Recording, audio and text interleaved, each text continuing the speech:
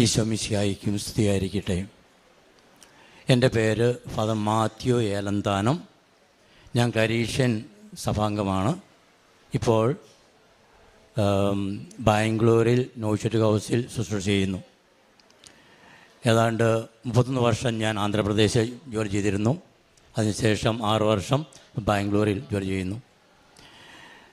ഞാൻ ഉടമ്പടി എടുക്കുവാൻ കാരണം, ആദ്യം ഉടമ്പടി എടുക്കുന്നത് 2023 ജൂലൈ മാസം 13-ാം തീയതിയാണ്. അതിന് മുൻപ് 2019 എനിക്കൊരു മോട്ടോർ സൈക്കിൾ ആക്സിഡൻ്റ് ഉണ്ടാവുകയും എൻ്റെ വലതുകാല് 3 സ്ഥലത്ത് ഒടിയുകയും അതിനുശേഷം അത് സെപ്റ്റിക് ആവുകയും ഡോക്ടർ പറഞ്ഞു കാല് ആംപിറ്റ്യൂട്ട് ചെയ്യണം, മുറിച്ച് കളയണമെന്ന് പറഞ്ഞു. ആ സമയത്ത് 38 ദിവസം ഞാൻ ഹോസ്പിറ്റലിലായിരുന്നു. ആ സമയത്ത് ജോസഫ് അച്ഛൻ്റെ ധ്യാനത്തിൽ കൂടുകയും യൂട്യൂബിലെ കൂടുകയും അതിനുശേഷം ഈ സാക്ഷ്യങ്ങളെല്ലാം കേൾക്കുകയും ചെയ്യുമായിരുന്നു.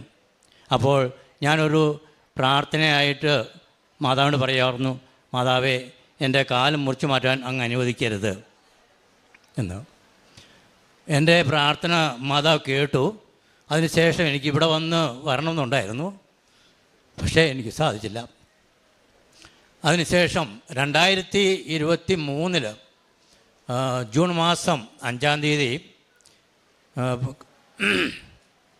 എനിക്ക് ഭയങ്കരമായിട്ട് വയറുവേദന ഉണ്ടാവുകയും ബാംഗ്ലൂർ സെൻറ്റ് ജോൺസ് മെഡിക്കൽ കോളേജിൽ 20 ദിവസം അഡ്മിറ്റ് ആവുകയും ചെയ്തു. വയറുവേദന കുറഞ്ഞു കഴിഞ്ഞപ്പോൾ എൻ്റെ ഹീമോഗ്ലോബിൻ വളരെ താഴെയാവുകയും 6.4 വരെ ആവുകയും ചെയ്തു. അപ്പോൾ ഡോക്ടേഴ്സ് പെട്ടെന്ന് ബ്ലഡ് ട്രാൻസ്ഫ്യൂഷൻ നൽകുകയും അതിനുശേഷം ഡോക്ടർ പറഞ്ഞു 6 വരികയാണെങ്കിൽ കോമയിലേക്ക് പോകാനുള്ള സാധ്യതയുണ്ട്, അതുകൊണ്ട് വളരെ ജാഗ്രതയായിരിക്കണമെന്ന്. അതിനുശേഷം എല്ലാ ടെസ്റ്റുകളും അവർ ചെയ്തെങ്കിലും എന്തുകൊണ്ടാണ് എൻ്റെ ഹീമോഗ്ലോബിൻ കുറഞ്ഞു പോകുന്നതെന്ന് മനസ്സിലാക്കാൻ സാധിക്കുന്നില്ല. എല്ലാ ടെസ്റ്റുകളും ചെയ്തു, എല്ലാം നോർമൽ. അതിനുശേഷം 20 ദിവസം കഴിഞ്ഞ് ഡോക്ടർ എന്നെ ഡിസ്ചാർജ് ചെയ്തിട്ട് പറഞ്ഞു 2 ദിവസം കഴിഞ്ഞ് വരിക, നമുക്ക് ബോൺ മാറോ ചെയ്ത് നോക്കാം. അതിലൂടെ ഈ റെഡ് ബ്ലഡ് സെൽസ് എങ്ങനെ നശിക്കുന്നു എന്ന് കണ്ടുപിടിക്കാൻ സാധിക്കുമായിരിക്കാം. ഒരു പക്ഷേ ക്യാൻസറിൻ്റെ എന്തെങ്കിലും ആരംഭം ഉണ്ടായിരിക്കാം എന്നാണ് ഡോക്ടർ അപ്പോൾ പറയാനിടയായത്. ആ 2 ദിവസം കഴിഞ്ഞിട്ട് ഇപ്പോൾ ഡോക്ടർ പറഞ്ഞു 2 ദിവസം കൂടെ നിങ്ങൾ വെയിറ്റ് ചെയ്യുക. അപ്പോഴും എല്ലാ ദിവസവും 2 പോയിൻ്റ് വെച്ച് കുറഞ്ഞുകൊണ്ടിരിക്കുകയാണ് ഹീമോഗ്ലോബിൻ. അതിനുശേഷം ഞാൻ ചെല്ലേണ്ട ദിവസം വന്നു കഴിഞ്ഞപ്പോഴേക്കും എൻ്റെ അമ്മയ്ക്ക് അസുഖമാവുകയും ഞാൻ പെട്ടെന്ന് വീട്ടിൽ പോവുകയും ചെയ്തു. വീട്ടിൽ ചെന്ന് ജൂലൈ 3-ാം തീയതി എൻ്റെ അമ്മ മരിക്കുകയും അതിനുശേഷം ഒരു സെക്കൻഡ് ഒപ്പീനിയൻസിന് വേണ്ടി കോട്ടയം കാരിതാസ് ഹോസ്പിറ്റലിൽ ഞാൻ അഡ്മിറ്റ് ആവുകയും 5 ദിവസം അവിടെ കിടക്കുകയും അപ്പോൾ ഡോക്ടേഴ്സ് പറഞ്ഞു എന്തുകൊണ്ടാണെന്നുള്ള കാരണം ഞങ്ങൾ കണ്ടുപിടിക്കാം എന്ന് പറയുകയുണ്ടായി.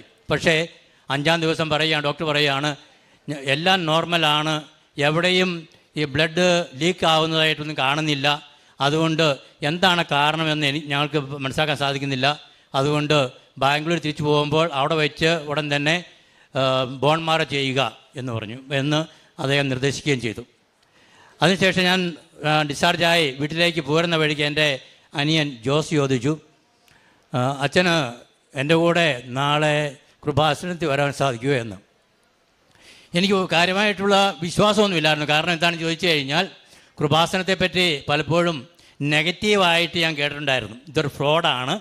അതുപോലെ തന്നെ പലരും പറയുമായിരുന്നു അവിടെ നടക്കുന്നതെല്ലാം ഈ സാക്ഷ്യങ്ങളും എല്ലാം ഫ്രോഡാണ്, വെറുതെ പറയുന്നതാണ് എന്ന്. പക്ഷേ അനിയൻ ചോദിച്ചു കഴിഞ്ഞപ്പോൾ ഞാൻ ഒരു മടിയും കൂടാതെ പറഞ്ഞു ഞാൻ പോരാമെന്ന്. അങ്ങനെ ജൂലൈ മാസം 13-ാം തീയതി ഞാൻ ഇവിടെ വരികയും ഞാൻ ഉടമ്പടി എടുക്കുകയും ചെയ്തു. ഉടമ്പടി എടുക്കുന്നതിന് മുൻപ് 1-ാം നിലയിലെ റൂമിലേക്ക് പോകുമ്പോഴേക്കും എൻ്റെ മനസ്സിലുണ്ടായിരുന്ന ഒരു ഡൗട്ട് എന്താണെന്ന് ചോദിച്ചു കഴിഞ്ഞാൽ ഇതായിരുന്നു, ഈ ഉടമ്പടി എടുക്കുന്നത് ദൈവവും മനുഷ്യനും തമ്മിലാണ്. പിന്നെ എന്തുകൊണ്ടാണ് ഈ മരിയൻ ഉടമ്പടി എന്ന് പറയുന്നത് അത് എനിക്കൊരു വലിയ ഡൗട്ടായിരുന്നു, ഒരു സംശയമായിരുന്നു. കാരണം സ്ക്രിപ്ചറലായിട്ട് നോക്കിയാലും അബ്രാഹവും ദൈവമായിട്ടും ഇസ്ഹാഖും ദൈവമായിട്ടും യാക്കോബും ദൈവമായിട്ടും അതുപോലെ തന്നെ മോസസും ദൈവമായിട്ടുമാണ് ഉടമ്പടി എടുത്തിരിക്കുന്നത്. പിന്നെ എന്തുകൊണ്ടാണ് മരിയൻ ഉടമ്പടി എന്ന് പറയുന്നത്? അതുകൊണ്ട് ആ ഹോളിൽ പോയി ഞാൻ ഇരിക്കുമ്പോൾ അച്ഛൻ്റെ ആദ്യത്തെ ടോക്കിൽ പറയുകയാണ്, നിങ്ങൾ വിചാരിക്കുമായിരിക്കും എന്തുകൊണ്ടാണ് മരിയൻ ഉടമ്പടി എന്ന് പറയുന്നതെന്ന്. നിങ്ങൾ മാതാവുമായിട്ടല്ല ഉടമ്പടി നടത്തുന്നത്, നിങ്ങൾ ദൈവവുമായിട്ടാണ് ഉടമ്പടി നടത്തുന്നത്. മാതാവ് നിങ്ങൾക്ക് വേണ്ടി മധ്യസ്ഥം വഹിക്കുക മാത്രമാണ് ചെയ്യുന്നത്. അതുകൊണ്ട് ദൈവവുമായിട്ടുള്ള ഒരു ഉടമ്പടിയാണ് നിങ്ങൾ നടത്താൻ പോകുന്നതെന്ന്. ഇത് കേട്ടപ്പോൾ എൻ്റെ സംശയങ്ങളെല്ലാം ആ നിമിഷത്തിൽ മാറുകയും അപ്പോൾ മുതൽ എനിക്ക് ഉള്ളുരുകി പ്രാർത്ഥിക്കുവാനുള്ള ഒരു അനുഗ്രഹം ദൈവം നൽകുകയും ചെയ്തു. അന്ന് ഉടമ്പടി എടുത്തതിന് ശേഷം നേരെ വീട്ടിൽ പോയി. പിറ്റേ ദിവസം രാവിലെ ഇൻ്റർസിറ്റി എക്സ്പ്രസ്സിന് ഞാൻ ബാംഗ്ലൂർക്ക് പോയി. അപ്പോൾ ഇവിടെ ഉടമ്പടി എടുക്കാൻ വന്ന ദിവസവും അതുപോലെ തന്നെ ബാംഗ്ലൂർക്ക് പോയ ദിവസം 2 ദിവസം മാത്രം ഞാൻ ബ്ലഡ് ടെസ്റ്റ് ചെയ്തില്ല. കോട്ടയം കാരിദാസ് ഹോസ്പിറ്റലിൽ നിന്നും 12-ാം തീയതി എന്നെ ഡിസ്ചാർജ് ചെയ്യുമ്പോൾ എൻ്റെ ഹീമോഗ്ലോബിൻ 7.8 ആയിരുന്നു. അങ്ങനെ ഞാൻ ജൂലൈ 15-ാം തീയതി 2023 ജൂലൈ 15-ാം തീയതി ഞാൻ ബാംഗ്ലൂരിൽ സെൻറ്റ് ജോൺസ് മെഡിക്കൽ കോളേജിൽ ചെന്ന് എൻ്റെ ബ്ലഡ് ടെസ്റ്റിന് വേണ്ടി കൊടുത്തു. 9:30 ആയപ്പോൾ ഡോക്ടർ എന്നെ പ്രത്യേകമായിട്ട് വിളിച്ചു കഴിഞ്ഞിട്ട് അപ്പോൾ ഞാൻ പറഞ്ഞു ഇങ്ങനെ സെക്കൻഡ് ഒപ്പീനിയന് വേണ്ടി ഞാൻ കാരിദാസ് ഹോസ്പിറ്റലിൽ പോയായിരുന്നു. എൻ്റെ ചാർട്ടെല്ലാം കാണിച്ചു കൊടുത്തു, ഈ ബ്ലഡ് എന്തുമാത്രം കുറഞ്ഞിട്ടുണ്ടെന്നും എല്ലാം.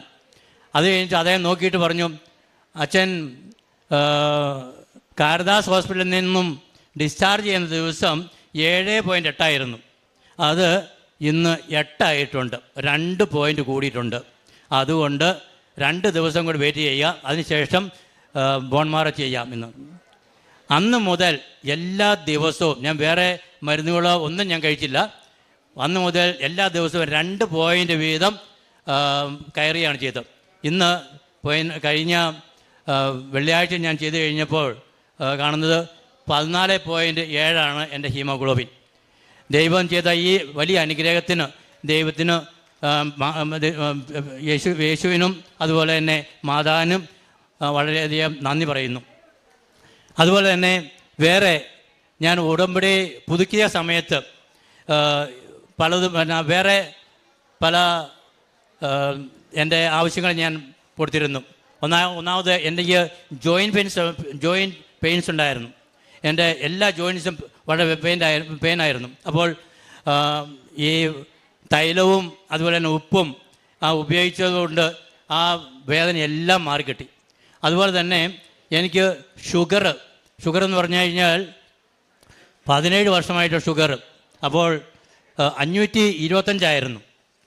അപ്പോൾ ഏതാണ്ട് കോമയിലേക്ക് പോകാനുള്ള സാധ്യത ഉണ്ടായിരുന്ന ആ സമയത്തും 3 പ്രാവശ്യം ഇൻസുലിൻ എടുക്കുമെങ്കിലും എന്ന് പറഞ്ഞാൽ രാവിലെയും ഉച്ചയ്ക്കും 15 യൂണിറ്റും വൈകുന്നേരം 10 യൂണിറ്റും എടുത്താലും അത് 260 280 വന്ന് നിൽക്കുമായിരുന്നു, ഒട്ടും കുറയുന്നില്ലായിരുന്നു.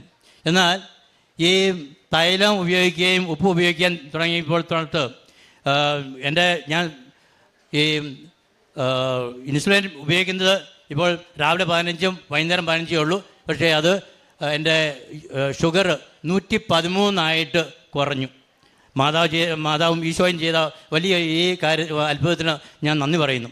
അതുപോലെ തന്നെ എനിക്കുണ്ടായിരുന്ന ഈ ഗ്യാസ്ട്രിക് പ്രോബ്ലംസ് ഉണ്ടായിരുന്നു. അത് പൂർണ്ണമായിട്ട് മാറ്റി തന്നു ഈ തൈലവും ഉപ്പും ഉപയോഗത്തിലൂടെ.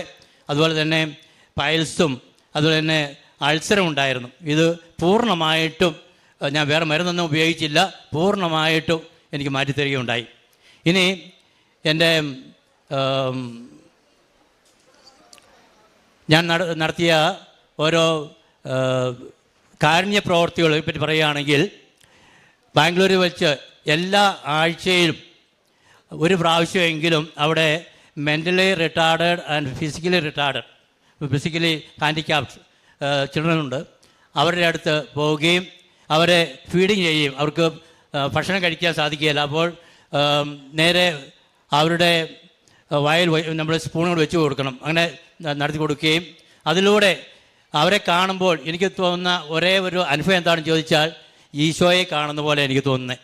ഒരു ദിവസം ഒരു കുട്ടി, ഞാൻ കൊടുത്തുകൊണ്ടിരുന്ന ആ കുട്ടി എന്തുകൊണ്ടോ വെള്ളം വേണമെന്ന് പറഞ്ഞു. ഗ്ലാസ് വെള്ളം കുടിച്ചു കഴിഞ്ഞ് പകുതി കുടിച്ചതിന് ശേഷം നേരെ എൻ്റെ മുഖത്തേക്ക് അങ്ങ് ഒഴിച്ചു. പക്ഷേ എനിക്കൊരു ബുദ്ധിമുട്ടും തോന്നിയില്ല. ഞാൻ അപ്പോഴേ എൻ്റെ ഓർമ്മ വന്നത് ഉണ്ണീശോ ചെയ്യുന്ന പ്രവൃത്തിയായിട്ട് എനിക്ക് തോന്നി. അത് ആ കുട്ടിയുടെ മുഖത്തേക്ക് നോക്കിയപ്പോൾ ഞാൻ ഒന്ന് പുഞ്ചിരിച്ച് കഴിഞ്ഞപ്പോഴും ആ കുഞ്ഞിൻ്റെ വലത്തുകരവും സൈഡ് മുഴുവൻ പാരലൈസ്ഡാണ്. അതുപോലെ തന്നെ ഇടത് കൈ മാത്രമേ ഉള്ളൂ. അപ്പോൾ ആ കുട്ടി എൻ്റെ മുഖത്തേക്ക് നോക്കിയിട്ട് നേരം മുഖം കുനിച്ചിരുന്നു.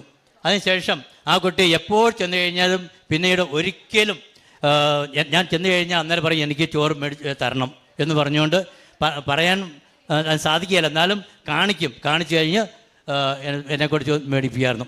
അതുപോലെ തന്നെ ഈ ആകാശപ്പറവുകളുടെ സെൻറ്ററിൽ പോവുകയും അവരെ വിസിറ്റ് ചെയ്യുകയും അവരുമായി കുറച്ച് സമയം ചിലവഴിക്കുകയും ചെയ്യാറുണ്ട്.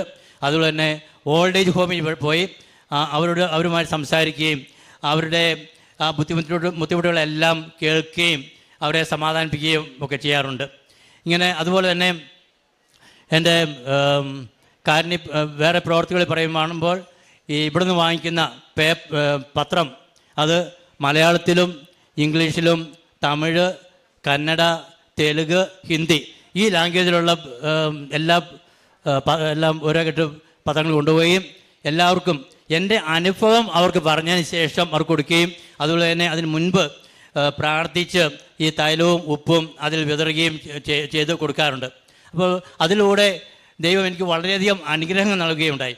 അതുപോലെ തന്നെ ഇനി വേറൊന്ന് പറയുകയാണെങ്കിൽ, ഒരിക്കൽ ഞാൻ ഒരു ടാക്സിയിൽ പോരുമ്പോൾ ആ ടാക്സി ഡ്രൈവറുമായിട്ട് സംസാരിക്കുകയും ആ ടാക്സി ഡ്രൈവർക്ക് ഈ യേശുവിനെ പറ്റിയും പ്രത്യേകിച്ച് ഈ കൃപാസനത്തിൽ നടക്കുന്ന വലിയ വലിയ കാര്യങ്ങളെക്കുറിച്ച് അദ്ദേഹത്തിന് പറഞ്ഞു കൊടുക്കുകയും ചെയ്തു. അപ്പോൾ ഒരു ഹിന്ദു ആയിട്ടുള്ള ആ മനുഷ്യൻ പറയുകയാണ്, അച്ഛാ എൻ്റെ അയൽവക്കത്തുള്ള ഒരു ക്രിസ്ത്യാനികളാണ്, അവരിങ്ങനെ പറഞ്ഞു കണ്ടിട്ടുണ്ട്, പക്ഷേ ഇങ്ങനെ ഒരു അത്ഭുതം ഉണ്ടെന്നുള്ളത് ഞാൻ ആദ്യമാണ് അറിഞ്ഞത്. യേശു ആണ് ശരിയായിട്ടുള്ള നിജമായിട്ടുള്ള രക്ഷകൻ എന്ന് ആ മനുഷ്യൻ ഏറ്റവും അവസാനം പറയുകയുണ്ടായി.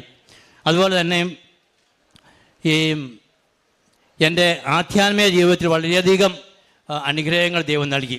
പ്രത്യേകിച്ച് ഞാൻ 6 കാര്യങ്ങൾ എഴുതിയതിൽ ഒന്ന് പരിശുദ്ധാത്മാവോടെ നിറയ്ക്കണമെന്നും, രണ്ടാമത്തെ വിശുദ്ധിയിലും വിശ്വസ്തയിലും വളരെ വളരാൻ തരണമെന്നും, ഇത് രണ്ടും വെച്ചതിന് ശേഷമാണ് എൻ്റെ ഹീമോഗ്ലോബിൻ നോർമലാക്കി തരണമെന്നും, ഷുഗർ, BP, കൊളസ്ട്രോൾ ഇതെല്ലാം നോർമലാക്കി തരണമെന്നും ഞാൻ എഴുതി വെച്ചത്. അപ്പോൾ ദൈവം എനിക്ക് ഇതിനു വേണ്ടി വളരെ അനുഗ്രഹം നൽകുകയും അതുപോലെ തന്നെ ഈ ഞാൻ വിശ്വബലി അർപ്പിക്കുമ്പോൾ ഭക്തിയോടുകൂടി അർപ്പിക്കുവാനുള്ള അനുഗ്രഹം ദൈവം എനിക്ക് നൽകി. അതുപോലെ തന്നെ ജപമാല നമ്മൾ ചെല്ലുമ്പോൾ അത് വളരെയധികം ഭക്തിയോടുകൂടി ധ്യാനിച്ചും ചെല്ലാനുള്ള അനുഗ്രഹം ദൈവം എനിക്ക് നൽകി. അതുപോലെ തന്നെ എൻ്റെ എല്ലാ 2 ആഴ്ചകളിലും ഞാൻ 2 ആഴ്ചയിലെങ്കിലും ഒരിക്കലെങ്കിലും ഞാൻ കുമ്പസാരിക്കുവാനും അതുപോലെ കൂടുതൽ ദൈവമായിട്ട് അടുക്കുവാനുള്ള അനുഗ്രഹം ദൈവം നൽകിയുണ്ടായി. ഇങ്ങനെ എൻ്റെ ആധ്യാത്മിക ജീവിതത്തിൽ അതുപോലെ തന്നെ ബൈബിൾ വായനയിലും എല്ലാ ദിവസവും ബൈബിൾ വായിക്കുക, ജപമാല ചെല്ലുക, അതിനുശേഷം മാത്രമേ ഞാൻ ഉറങ്ങുകയുള്ളൂ. അപ്പോൾ ആ വിധത്തിൽ എൻ്റെ ആധ്യാത്മിക ജീവിതത്തിൽ വളരെയധികം അനുഗ്രഹമാണ് ദൈവം എനിക്ക് നൽകിയിരിക്കുന്നത്. ഈ അനുഗ്രഹങ്ങളെല്ലാം നൽകിയ പരിശുദ്ധ അമ്മയ്ക്കും തിരുകുമാരനും കോടാനുകോടി നന്ദി അർപ്പിച്ചുകൊള്ളുന്നു. ലൂക്കായുടെ വിശുദ്ധ സുവിശേഷം 1-ാം അധ്യായത്തിൽ ശക്തന്മാരെ സിംഹാസനത്തിൽ നിന്ന് മറിച്ചിട്ടു, എളിയവരെ ഉയർത്തി, വിശക്കുന്നവരെ വിശിഷ്ട വിഭവങ്ങൾ കൊണ്ട് സംതൃപ്തരാക്കി, സമ്പന്നരെ വെറും കൈയോടെ പറഞ്ഞയച്ചു. തിരുവചനം നമ്മോട് അരുളി ചെയ്യുമ്പോൾ ഇന്ന് ബഹുമാനപ്പെട്ട മാത്യു അച്ഛൻ എങ്ങനെയാണ് തനിക്ക് 6.4 ഹീമോഗ്ലോബിൻ 14.7 വരെയായി ഉയർന്നത്. അതിൻ്റെ ഓരോ കാരണങ്ങളൊക്കെ ഇവിടെ വ്യക്തമായിട്ട് പറഞ്ഞതാണ്. അത് തനിക്ക് ബോൺമാരോ പറഞ്ഞിരുന്നതാണ്. റെഡ് ബ്ലഡ് സെൽസ് എന്തുകൊണ്ട് നശിക്കുന്നു, ഇതിൻ്റെ കാരണങ്ങളൊന്നും അറിയില്ല, ഡോക്ടേഴ്സിന് കണ്ടുപിടിക്കാൻ കഴിഞ്ഞിട്ടില്ല. എന്നാൽ ഉടമ്പടി താൻ എടുക്കുന്നതിന് മുൻപ് തന്നെ എങ്ങനെ പരിശുദ്ധ അമ്മ തൻ്റെ ജീവിതത്തിൽ പ്രവർത്തിക്കുവാൻ ഇടയായി എന്ന് ഒരു അനുഭവം പറഞ്ഞുകൊണ്ട് തന്നെയാണ് ബഹുമാനപ്പെട്ട അച്ഛൻ തുടങ്ങുന്നത്. തൻ്റെ കാല് ആംപുട്ടേറ്റ് ചെയ്യണം എന്ന് പറയുന്ന ഒരവസ്ഥയിൽ നിന്ന് ഇന്ന് സ്വയം തൻ്റെ കാലിൽ നടന്ന് ഇവിടെ വന്നാണ് അച്ഛൻ ഈ സാക്ഷ്യങ്ങൾ പങ്കുവയ്ക്കുക. അന്ന് ബഹുമാനപ്പെട്ട